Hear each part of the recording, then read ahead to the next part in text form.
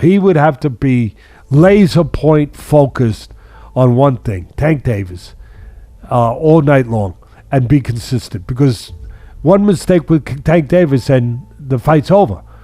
The fight's over. I mean, you could survive it, but the fight could be over. So, what does Tank Davis have to do? He's got to do what he does. While waiting for the announcement of Tyson Fury and Alexander Usyk's fight, many people stopped paying attention to other events in the boxing world. And that's not good, because the upcoming fight between Gervonta Davis and Ryan Garcia is just as intriguing.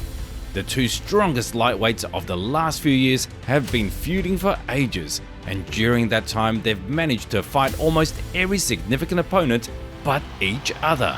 We seem to be as close as we can to get to see this fight now, so it's a good time to figure out who should win and why.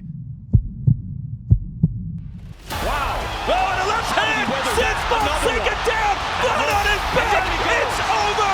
There, he's done it again! Runs, first round knockout with one punch. Same punch. Left Friends, today's video will focus on 5 reasons why Gervonta Davis will beat Ryan Garcia. Please don't forget about the likes, forward comments and subscribe so you never miss a new video.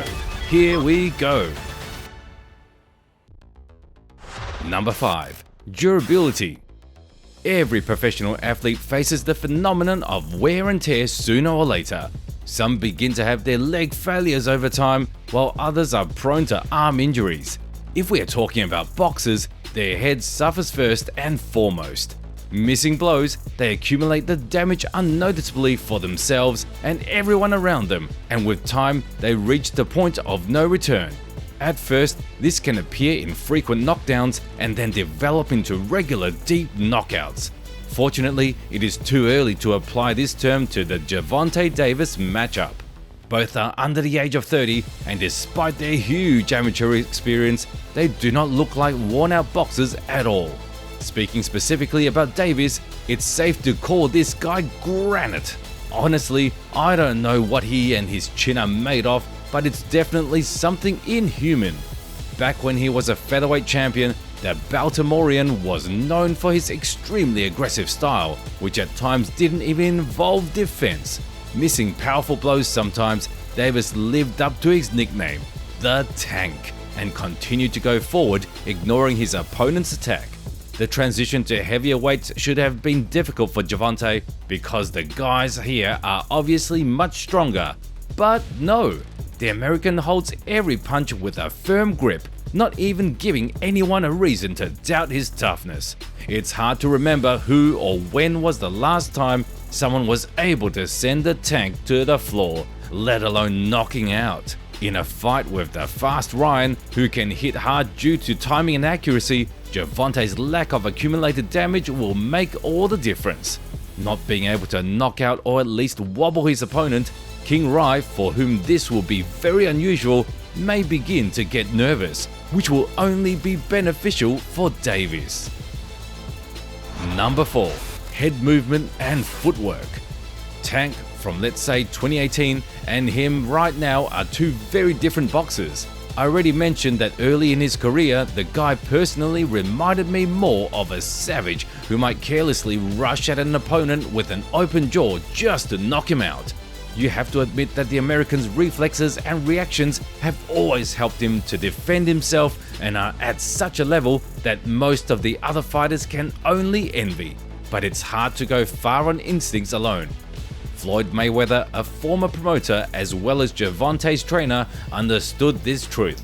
Money decided to change the style of his apprentice and make him more restrained, cautious, and to some extent cunning. He taught his American to move differently in the ring, to use the most different techniques and styles of footwork, and made a considerable contribution to the development of Davis's head movement.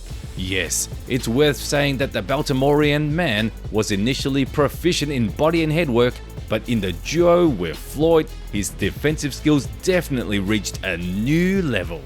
Davis now reminds us of young Mayweather to some extent, using his movement techniques, sometimes even incorporating the famous Philly stance.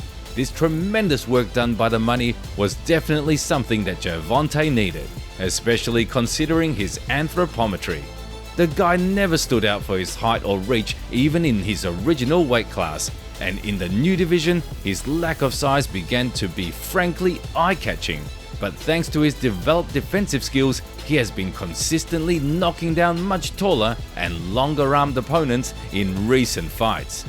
In a fight with Garcia, who will be many times taller than Davis, the latter's defensive technique will help reduce Ryan's advantage to a minimum and not miss any unnecessary blows from him.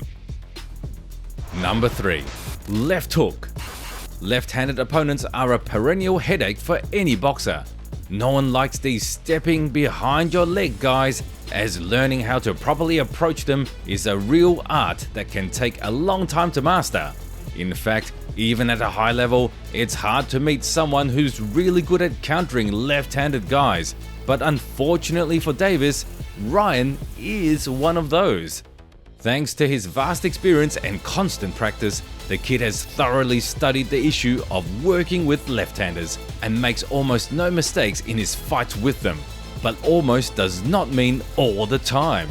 In a high-profile showdown with the Olympic champion Luke Campbell, Garcia got off to a flying start, but in the second round ended up on the mat, falling for a very basic body shot trick. Luke, who also happened to be left-handed, caught his opponent with a heavy hook from his strongest hand and sent him to the floor.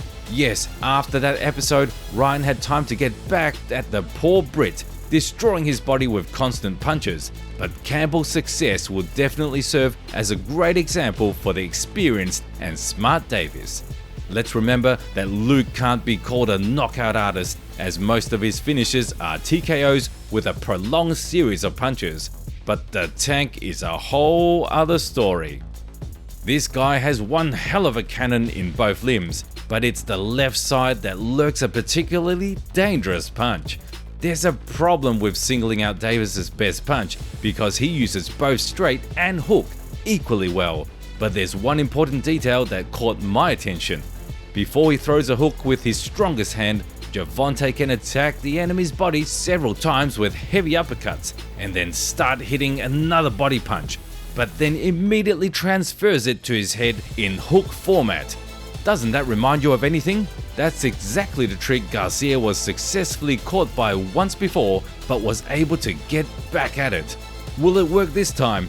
If he didn't make any adjustments from the big fight against Luke, it might cost him the win against his eternal rival, Gervonta.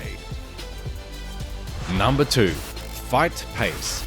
Along with the changes in defensive technique, Davis has undergone major changes in some other aspects of the fight, but one of his signature moves has remained the same.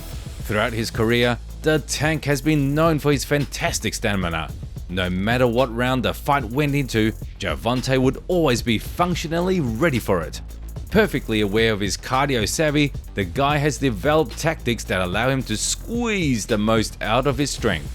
The American always gives the early rounds up to his opponent. By letting the opponent breathe and feel a slight advantage, Davis soon begins to crumble all plans like a fragile house of cards. From round to round, the Baltimorean begins to pick up the pace, become more agile, faster, and tougher. Number 1. Strength. Along with technique, strength and speed are some of the main criteria for a boxer. And if speed is Garcia's prerogative, we'll talk more about the second point for Gervonta and look at this aspect from different points of view.